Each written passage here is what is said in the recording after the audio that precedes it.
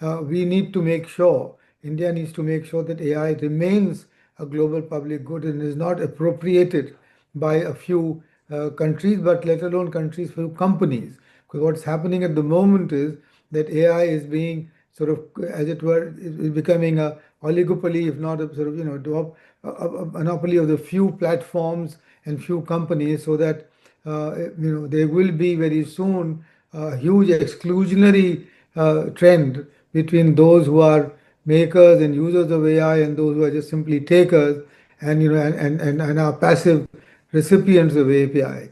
Welcome to the world of Omshia Foundation. Representing Omshia Foundation's A4G Impact Collaborative, I, Aarti Ahuja, am delighted to invite you to our podcast series, Governance Dialogues Shaping the Future of AI. The A4G Impact Collaborative is a global alliance launched by Omshia Foundation under the thought collaborators across various professions and thinking who are shaping the AI landscape with Swadharma and Swabhav that will ensure AI becomes a force for equity, compassion, and sustainability. A4G unites experts, institutions, and policymakers to co create open solutions across three key domains: AI for eco sustainability, driving ESG transformation and circular economy adoption with data driven insights, AI for mental well being, scaling supportive AI human frameworks for accessible mental health and governance of AI, developing ethical, human centered, and inclusive governance frameworks. We hosted our first event, A4G Horizons Responsible AI Symposium, in partnership with Delhi Technological University in April this year, taking the collective forward. With our nation's policymakers and AI collaborators, we present Episode 6, Vasudhaiva Reimagining Global Governance of AI, contributing to understanding the importance of the new version of our thought processes. Joining us today are our friends of A4G, Dr. Soumitra Dutta.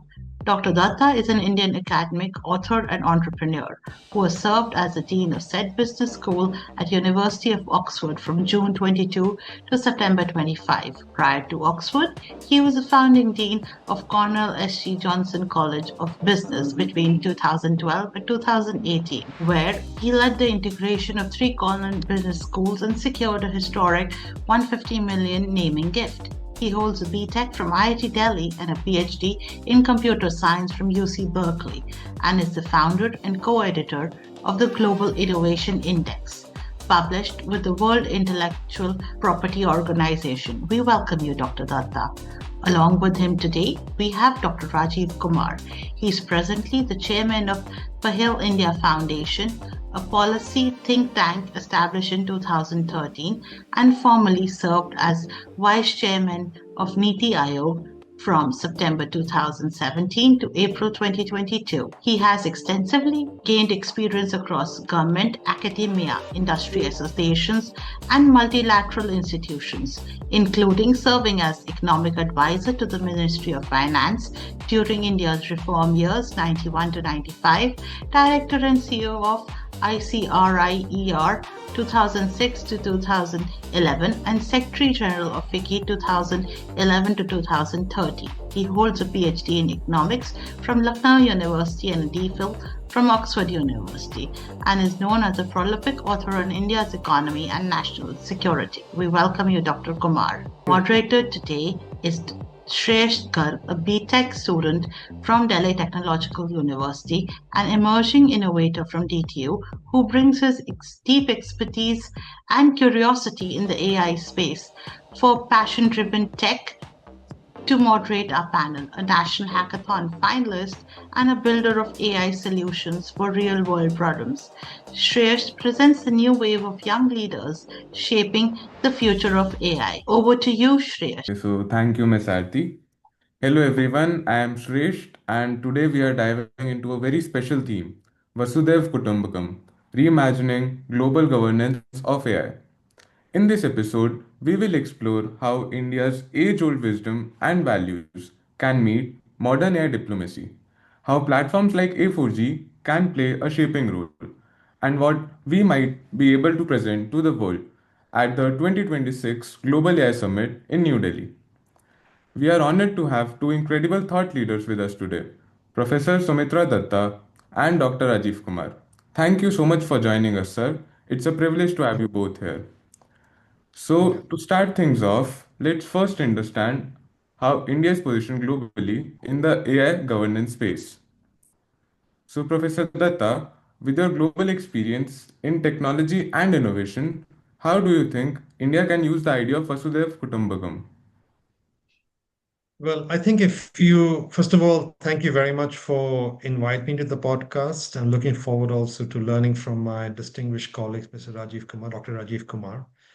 Um, if you think about the basic phrase of Vasudhaiva Kutumbakam, it's essentially the core tenet is that we are there, one family for the whole world. And so, in some sense, the key lesson or the key learning on the AI side is that this becomes like a core governance principle in which the core belief should be that AI should serve the entire human family in some inclusive, equitable manner. Now, if you look at the progress of AI so far, it is the case that a few countries are dominating the discussion around AI. And those countries can be listed in less than the fingers of one hand. The challenge right now is that AI is not something that is decided by a small set of countries. AI is something that affects the livelihoods and lives of people all around the world.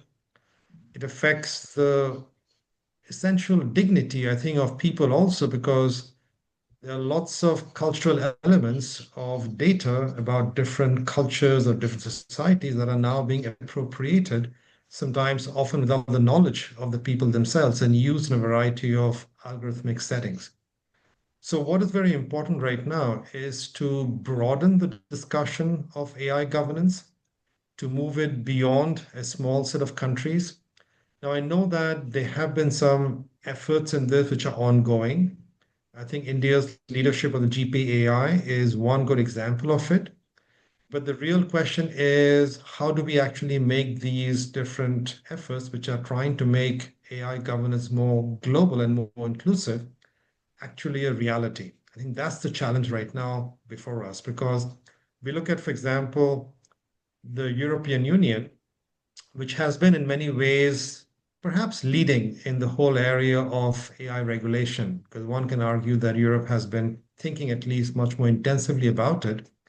And you see how, despite having come up with some pretty strong regulatory guidance principles, even the EU is getting pressure from some of the countries to adapt and modify their principles to suit some of the requirements or some of the preferences of some corporations or some countries. So I think the pressure to adapt to, or at least fit the model prescribed by some of the larger players in the space is going to be a strong one. And I think India, with its long history, India with its large population, India with its large democracy, which actually works, as we have seen over numerous decades, is in a strong position to have a legitimate, I think what you need is legitimacy, legitimate position to try to make the AI governance more inclusive and more adaptive for the global south. So let me stop out there, and I'm sure we'll touch some of the issues as we go along. Yeah, thank you, Professor. You said truly that AI is currently dominated by only a few countries, which is a major problem right now. So let me now bring in Dr. Rajiv to expand this from philosophy to diplomacy. So, sir, India's digital public infrastructure like UPI has influenced global policy thinking. How do you see these successes evolving into AI diplomacy? Yeah, hi, and thanks for having me here. Wonderful to do this podcast with Soumitra. And you talked about the UPI and its influence on internationally. But let me just take a step back and say that, Vasudhaiv Kutumbakam implies that there are many more public goods, global public goods in the world, which shape and affect our behavior. And those global public goods, are AI is one of those global public goods. And in fact, we need to make sure, India needs to make sure that AI remains a global public good and is not appropriated by a few countries, but let alone countries, few companies. Because what's happening at the moment is that AI is being sort of, as it were, is becoming a oligopoly, if not a sort of, a monopoly of the few platforms and few companies, so that there will be very soon a huge exclusionary trend between those who are makers and users of AI and those who are just simply takers and and are passive recipients of API. So therefore, in our case, for example, UPI, the protocol is based on an open protocol. So anybody can, and even the India stack and the health stack, etc.,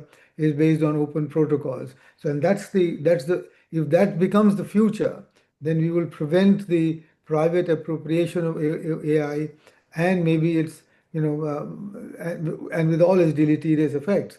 If AI becomes and remains a global public good in which all of us can share its designing and its future, then we can make sure that it will help to improve the human development indicators across the world, because AI can be a very powerful tool in improving the status of our health, of our education, of our vast population, and those who have been so far left out of it. And some of it is being already demonstrated in our country. So that's what in India's experience can show to the rest of the world, that we can use algorithms to create public welfare rather than generate maximal profits. And that's the way, and that's how we can use our tradition of community-based welfare rather than individualism to take AI in the right direction.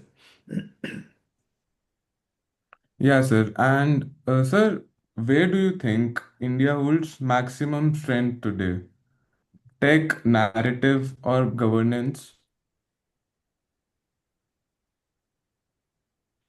Maximum strength tech, what did you say? Tech, Tech governance and or the narrative. narrative about, yeah, yeah.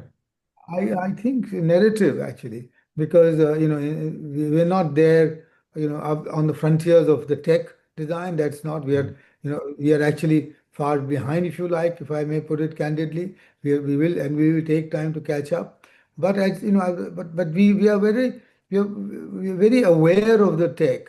There are very large numbers of us who are very aware of the tech, who can then use tech for the general advantage, general welfare of the people, so that we can therefore intervene in shaping the public narrative, global public narrative, as to how AI can be advantageous and beneficial to the very large numbers and the majority, rather than benefit a few.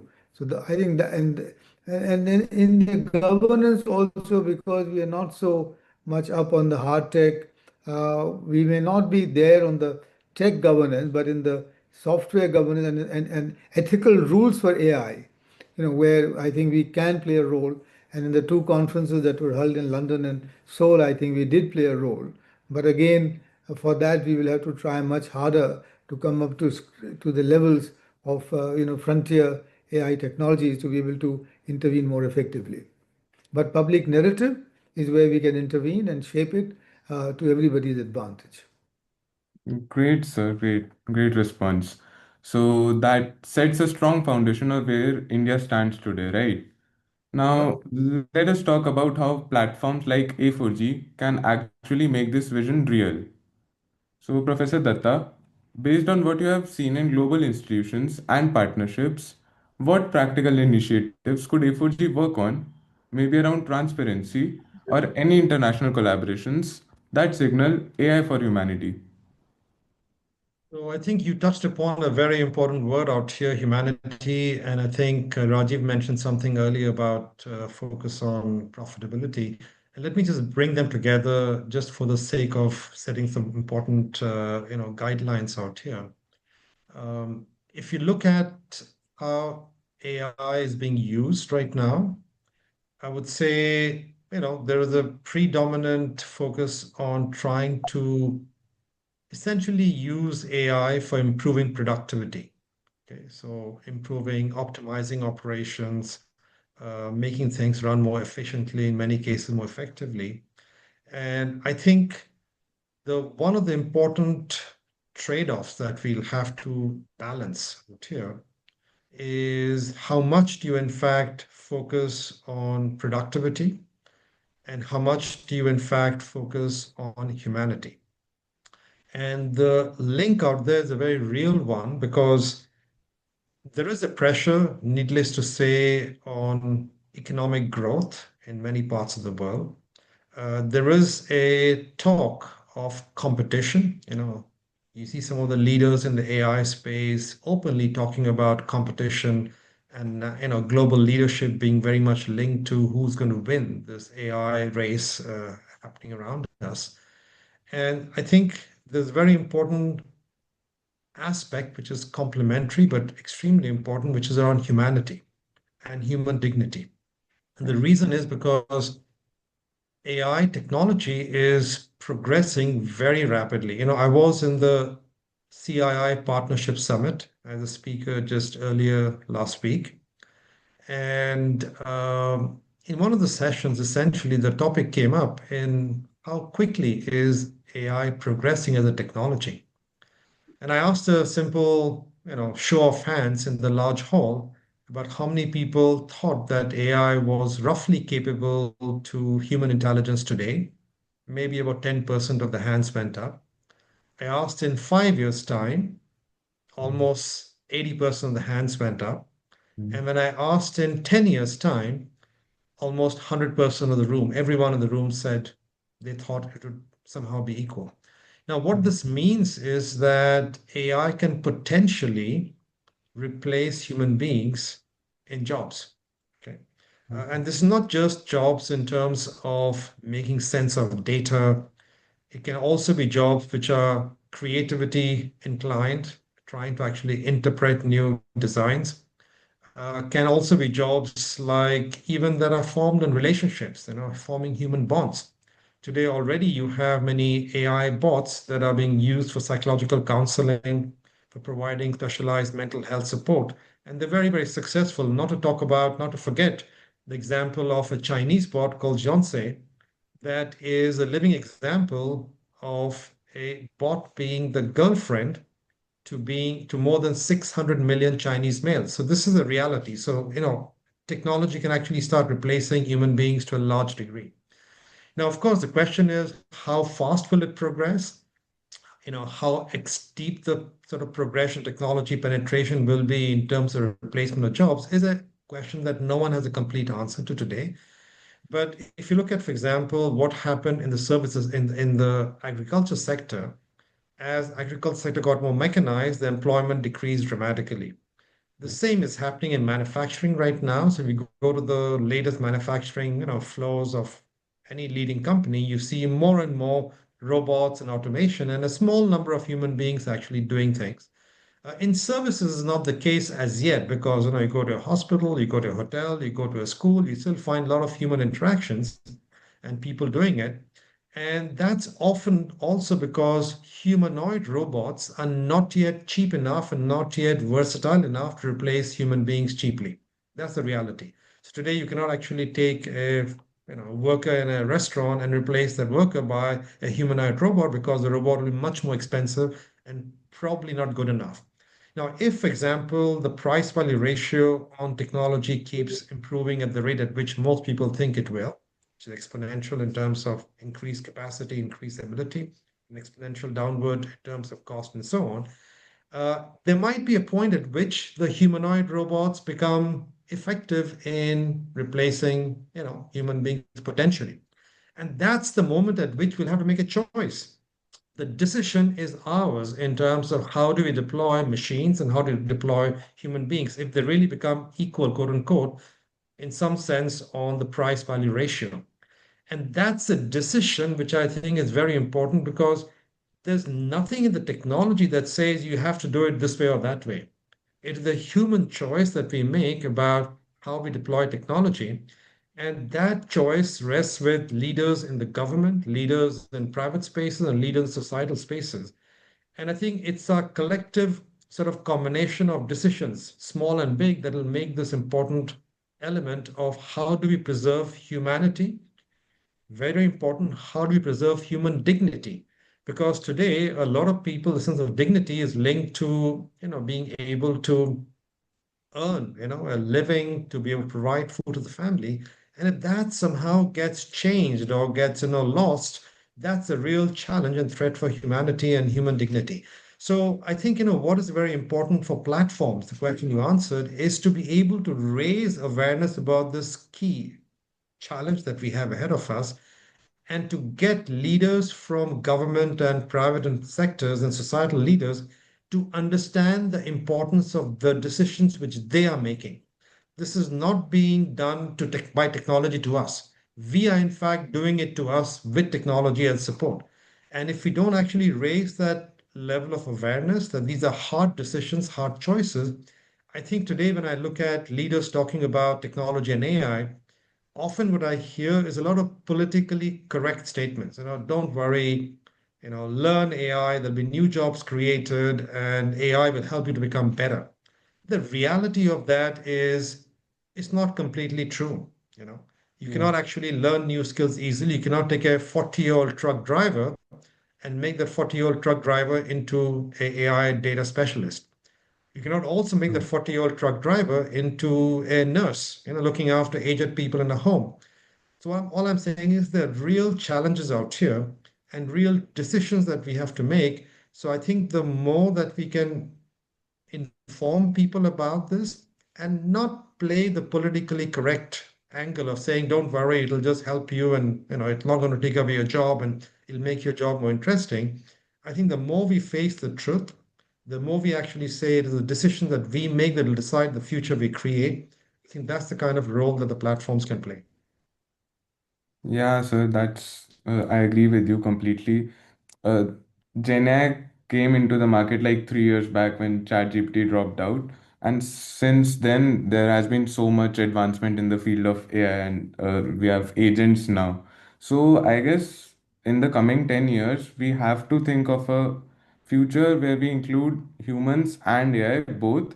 So we move towards an equitable future. Yeah. So, thank you, Professor, for outlining those actions. And to build on that, I'd like to now bring in Dr. Rajiv to discuss how such initiatives can align with India's policy and value-driven governance approach. No, so Shresh, I don't understand very well what you're asking me. Can you sort of clarify a little Yeah, more? sir. Yeah. So, sir, as India positions itself as a voice of global South, Yes. so, how do you think civil platforms like A4G can work with the government to ensure policies are rooted in values like justice, equality, and service, and yet remain globally competitive? Well, um,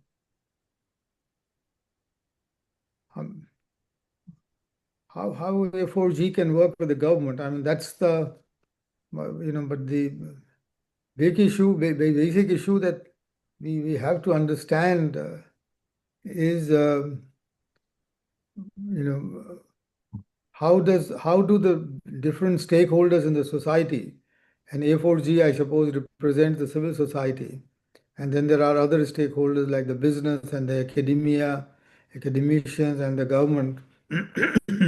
How all stakeholders view the future of AI going forward, whether all of us converge on a single on a same understanding of the future of AI, of AI, because if going forward, singularity is going to be the norm, where machine intelligence becomes better or equal to human intelligence, and therefore the two have to necessarily work together in an increasing number of sectors. If that be the understanding of all the stakeholders working, then we can work together and give some shape to policy. But at the moment, what I feel quite strongly is that there isn't enough conversation among the four stakeholders that I mentioned on AI. I mean, each stakeholder is kind of taking its own path, its own understanding. So I think the best role that A4G can play is actually to create a platform where you can bring all these four stakeholders together and talk about the future of AI, and the future of AI, to make it more, sort of, there's conversation about large language models on the one hand and their application on the other, and then more practical uses of AI, etc., etc. I don't, to the best of my knowledge and information, there is no understanding and let alone a convergent view on what is going to happen in the future in the next 5 or 10 years, and how will AI's impact to be seen. Now, there's a very general sort of view that we are going to be impacted by AI, but how will that unfold is not clear.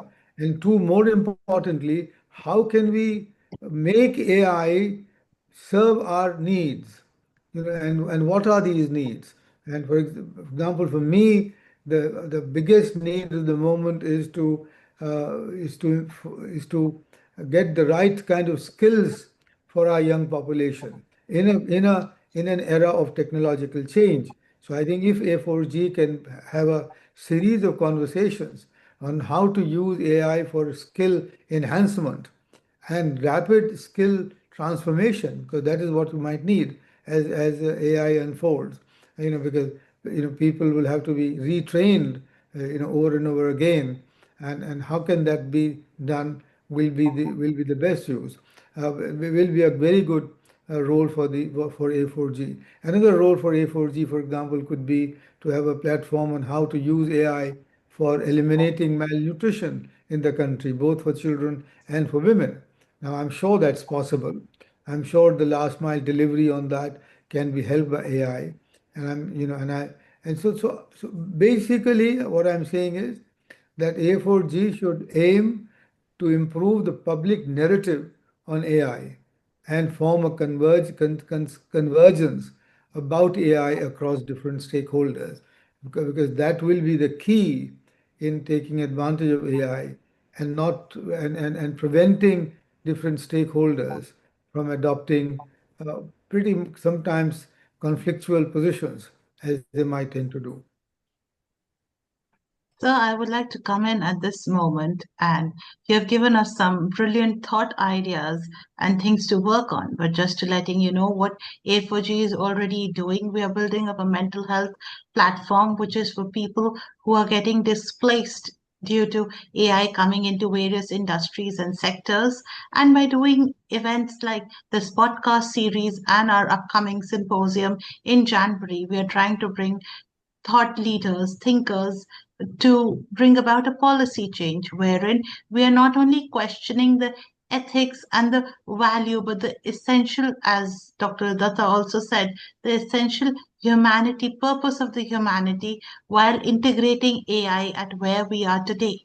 So that brings me to a question that, while listening to both of you, has come up. We externalize memories into books, calculation into computers, and now judgment into AI. And I'm from my psychological background, when I say this word judgment, I say it with all the due respect to it. But here's the critical question. As we code the concept around Vasudhaiva Kutum, the world is one family, into AI systems, are we building technology that can finally help humanity transcend our inner instincts, or are we just automating our prejudices at scale? Well, I mean, It's a great question, Aarti. And but Vasudhaiva Kutumbakam, to convert it from rhetoric to reality will take a lot of doing. Because it's all very well to say Vasudhaiva Kutumbakam, but even within our country, which is more diverse than Europe, we are, in my view, so far unable to evolve a common understanding across all the states and all the different people in our own country about different aspects of how to develop, how to treat human beings, how to bring about more equity in our society, how to avoid the conflict between ecology and food security, etc. So I think AI and what A4G can do is to look at how AI uh, can draw out the essence of a human approach and then scale it, again in the public narrative. But I think what we need to do, therefore, is to have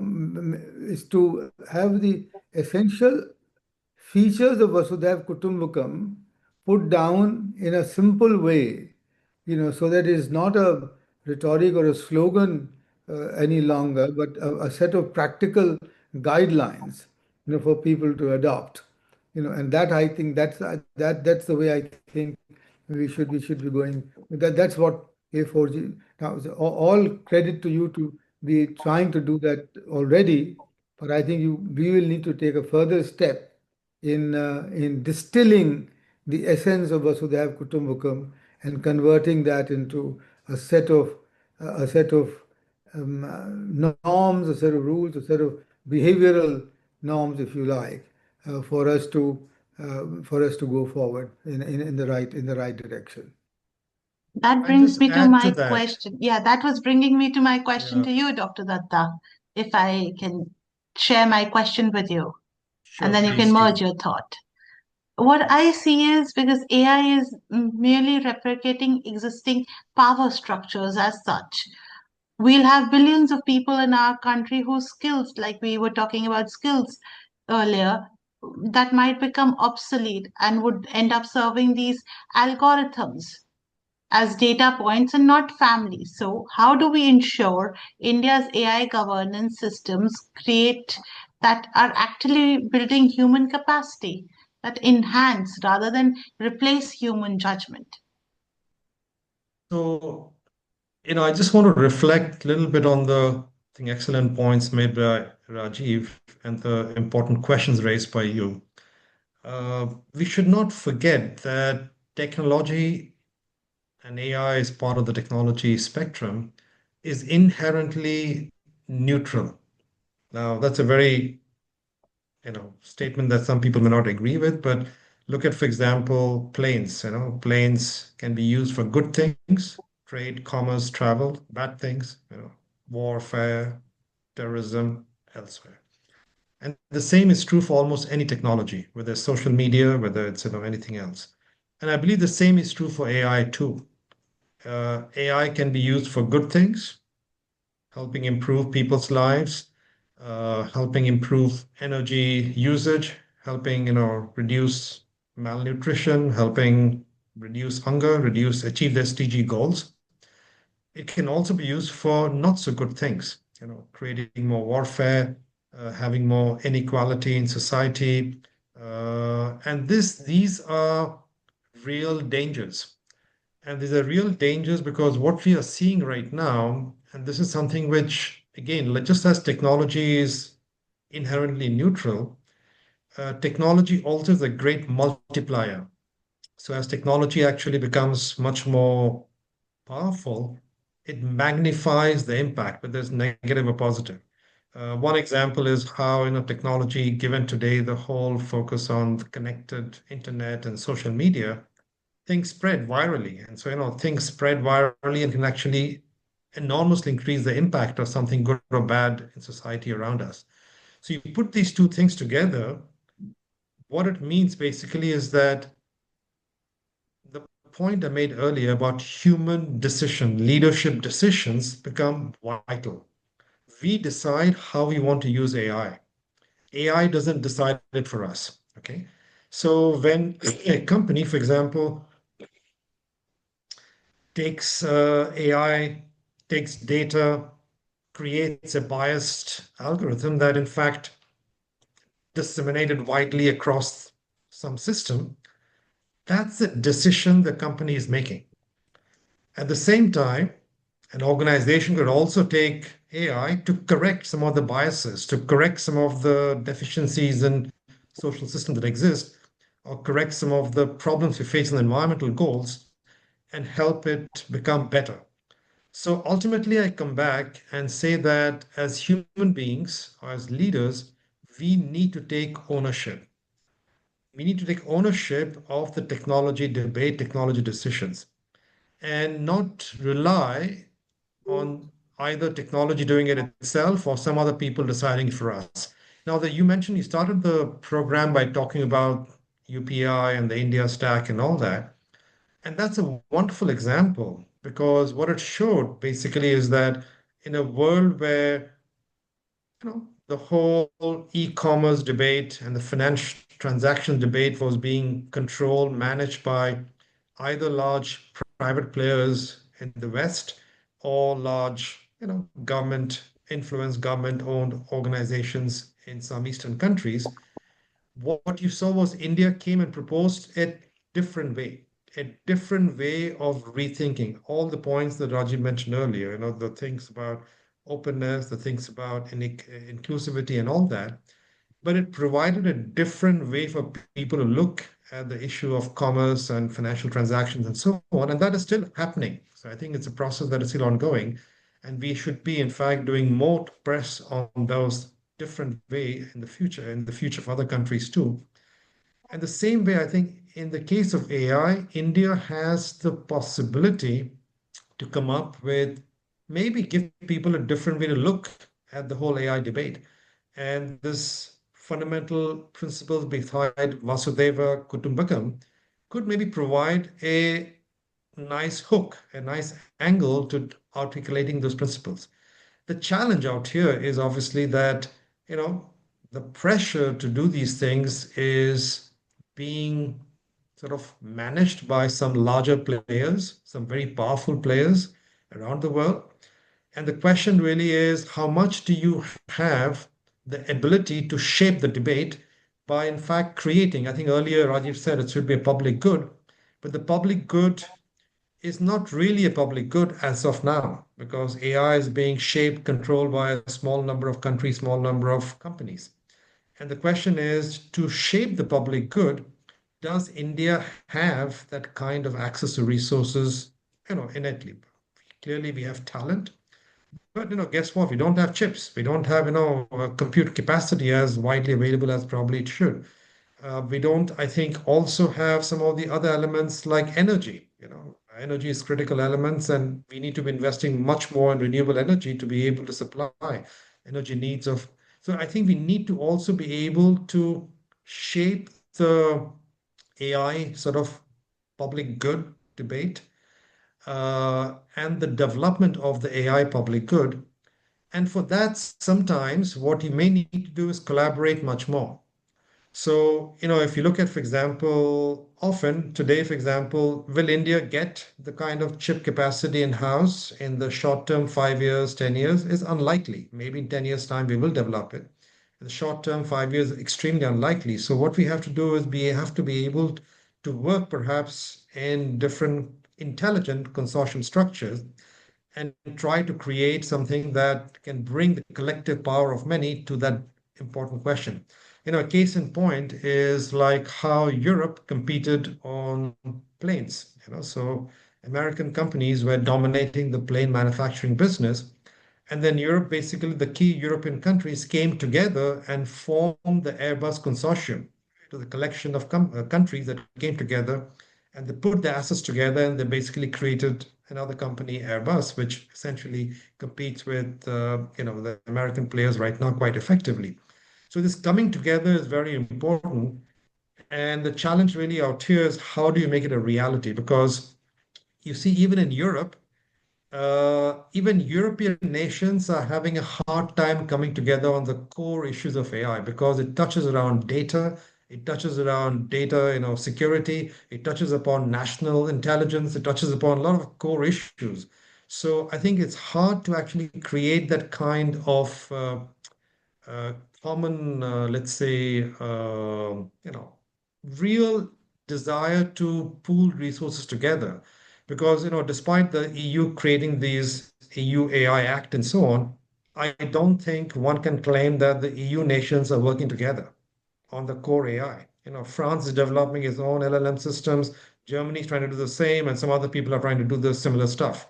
So I think you need to be able to combine resources, combine, sort of align the genders to be able to get that kind of alignment. So I think if India wants to do something with AI, like what it has done successfully with the UPI and with the India Stack, we need to be creative, we need to be bold, and we need to be actually ambitious because it's not always that that you can do that in an easy manner. So it'll be a lot of hard work. You need some visionary leaders to make it happen, and I think it can be done. Yeah, sir. Thank you for your thoughts. But this brings me to a fundamental question, sir, that what does AI for humanity actually mean when humanity itself needs reskilling to remain relevant in this new world? Well, AI could be a part of the reskilling process and be a very effective part of the reskilling process. And that will be one of the best uses of AI. And when you say humanity needs reskilling, also humanity needs to reimagine its own role, in the world going forward. Humanity also needs to reimagine its own, own aspirations and ambitions. And because we are not reaching planetary conditions, we are breaching the planetary conditions, because of our own behavior, which is going to bring disaster to us. And AI can be used to also help in doing that. For example, AI can be a very good tool for enhancing the role of the circular economy in our world, in our country, and that will help us meet our own aspirational targets along with maintaining ecological security and consumption security, etc. So AI, I think, uh, can be used for our own uh, progress, as it were, on changing us in the right direction. I wanted to say one thing though, that which is that, and this arises from what Sumitra has been talking about in terms of resources, etc. That this is not the time for India to seek a global role in AI. And I'm being very clear in that. It's the time for India to focus very sharply, laser-like, on how to use AI for its own domestic improvement of its own people's lives. Because, I mean, the fact remains that at $2,800 per capita, we are not where we want to be. And 65% of us actually still live in rather poor conditions, and our education system, the quality, we still don't have universal access to high quality education at the school level. Now, that's one area where AI can help us a lot. So my plea really is to A4G is that let's not pretend to be, or let's not try and create a agenda where India will play a global role and change the global ethos and change the global conversations. No, sorry. India is still, seen as a fledgling in the AI world. And that's all right, but we can use what we have to improve the lives of our people. And once we have done that, then we'll be recognized as a country, as a society, which has shown the ways of using AI for for improving the lives of our people, as UPI has done. And so therefore, in all other fields, whether it's primary education, preschool education, malnutrition, women's health, all of that, let's apply the AI available to us in these areas, and show to the world as to how we can change our own people's lives, and then the global role will come to us. Let's not try and sort of seek the global role without without improving the lives of our own people to begin with, as long as that takes. We should not be in a hurry, as we are very often, because our elite considers itself to be much more globally oriented and globally influential. We should not be in a hurry to get to the global high table of AI in any which way. We should be on the job in using AI for our enhancing the lives, the quality of life of our people first, and then everything else comes later. Wonderful, sir. Wonderful. Uh, Professor Datta, I would like to know your thoughts on the same. No, I think, I completely agree with Rajiv that the focus has to be on using AI to help improve the lives of people, Indians everywhere. And India is actually well, recognized for the fact that the solutions derived from India for any problem are in general more affordable, more inclusive. I'm also a co-founder of a climate tech fund in India.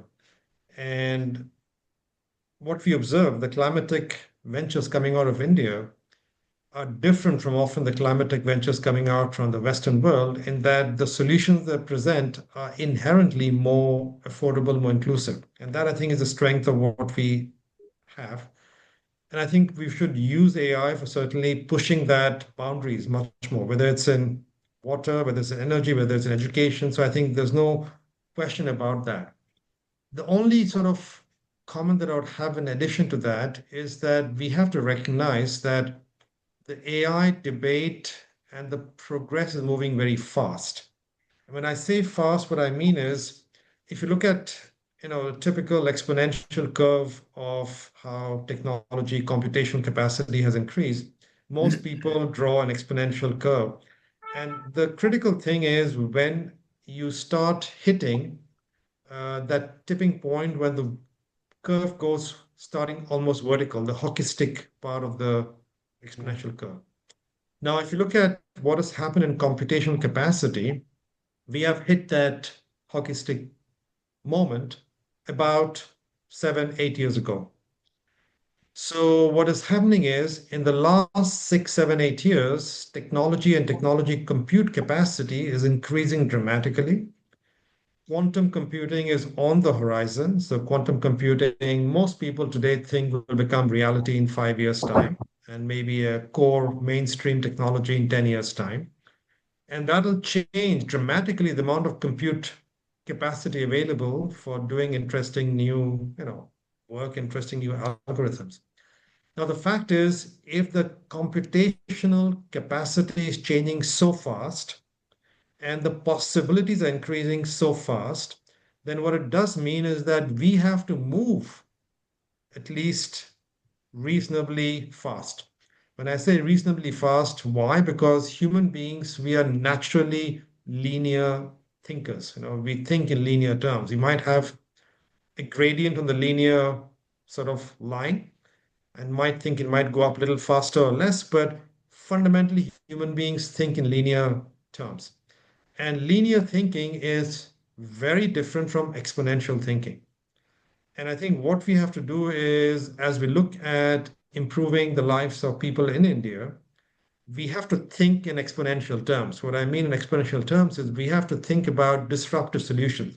We have to think of things that are not legacy oriented approaches, because the computational capacity available, the new technology available, will enable us to do it.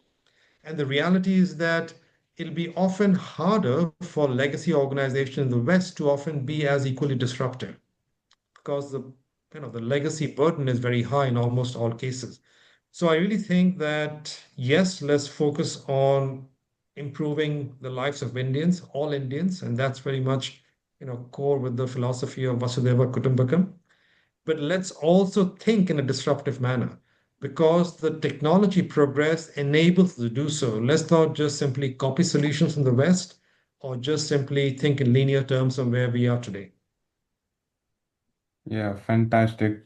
Thank you both for your insights. So now let's move to our next segment and look ahead to 2026 and what can India put on the global table.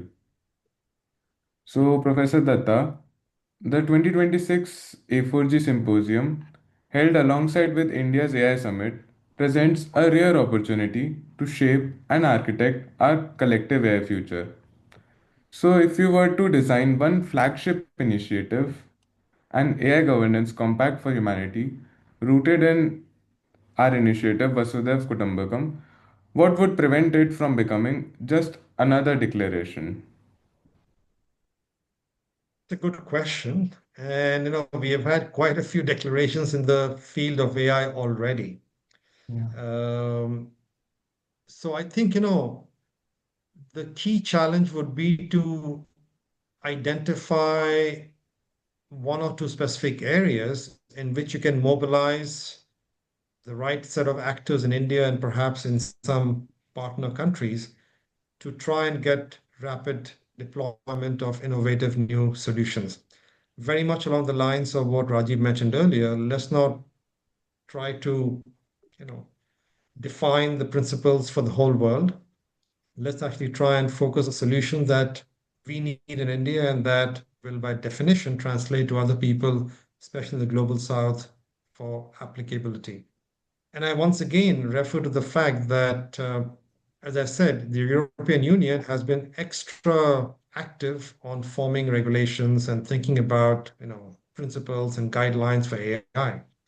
But most people would not think of Europe as being a leader necessarily in the core AI development.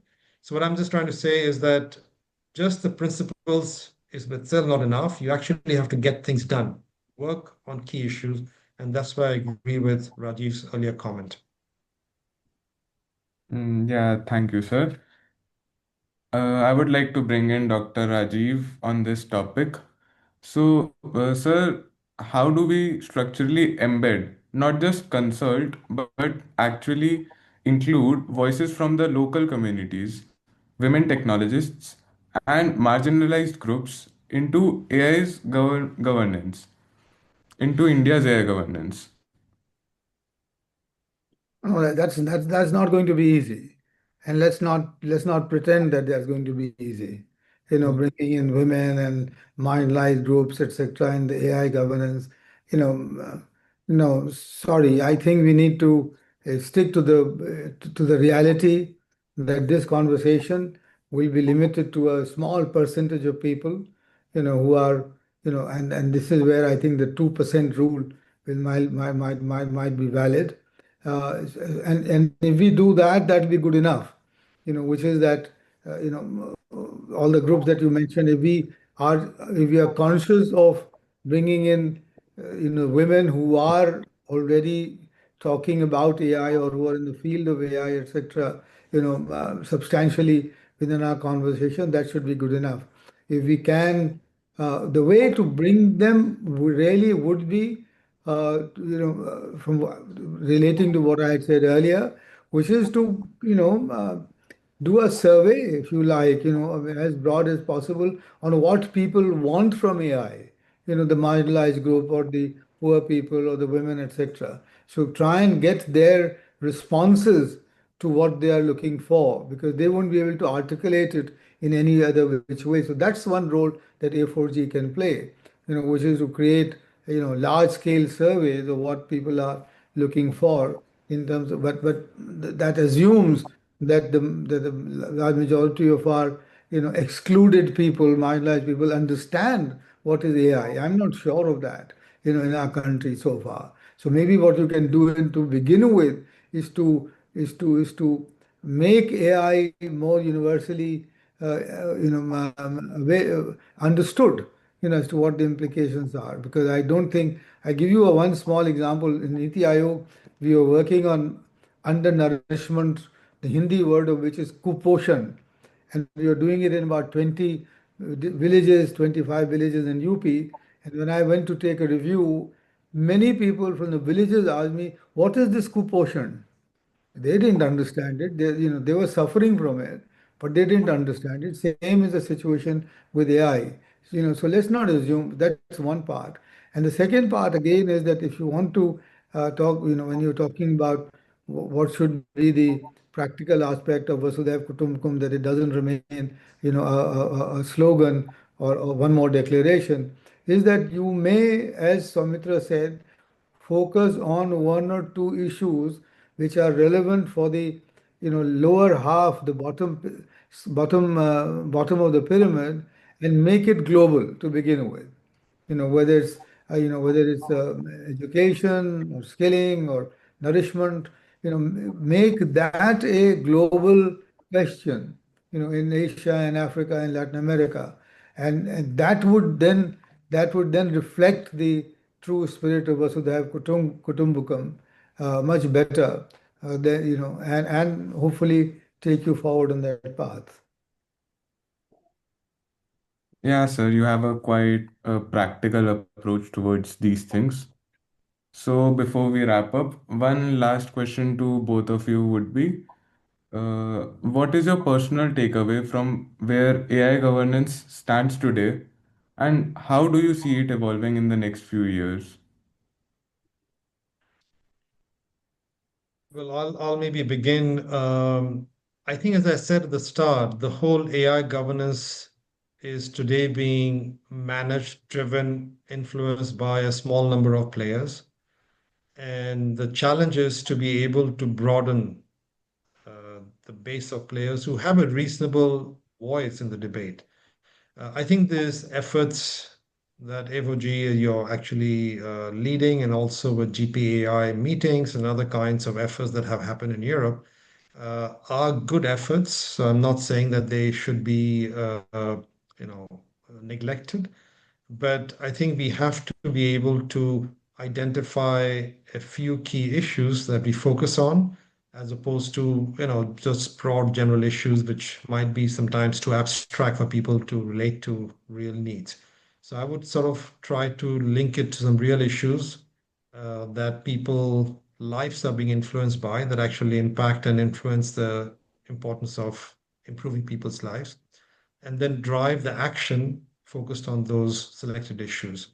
I think it's very good to discuss about safety in general, resilience in general, but really you have to come down and boil it down to practical suggestions in specific areas. Thank you, sir. Dr. Rajiv, would you like to share your thoughts as well? One important takeaway from our conversation, etc., is that it is critical, it is imperative to bring about a convergence of thought on the future of AI among the prominent stakeholders in the country. So what Aarti said about you arranging these conferences and these dialogues, etc., I think you should strengthen them. You should reinforce that process. You should make it countrywide, move out of metros, go to the state capitals.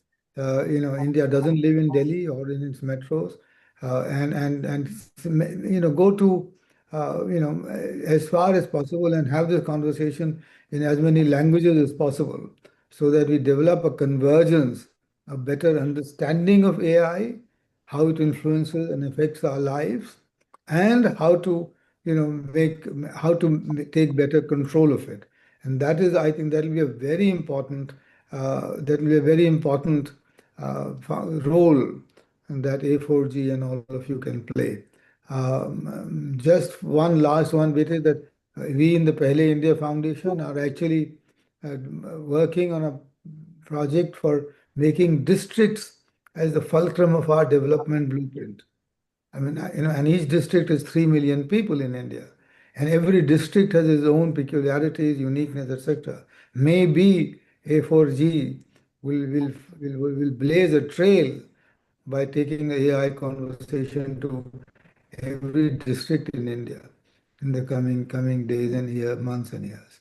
That's my takeaway. So Yeah, I'll sir. definitely take up this suggestion and we'll get in touch after today's conversation in due course. as we open our heart and humanness to our own people and then be looking forward to adapt it to the world as one family. Our conversation today around Vasudhaiva Kutum being a reality very much holds in place, but it also explores a fundamental tension at the heart of India's AI leadership. Can we build governance that transcends rhetoric and creates real structural change? And the question that emerges for us now is, how do we make inclusion structurally mandatory, not aspirational? Taking it from here, I would like to share that we are coming up with another symposium in January, just before the AI Summit of Government of India.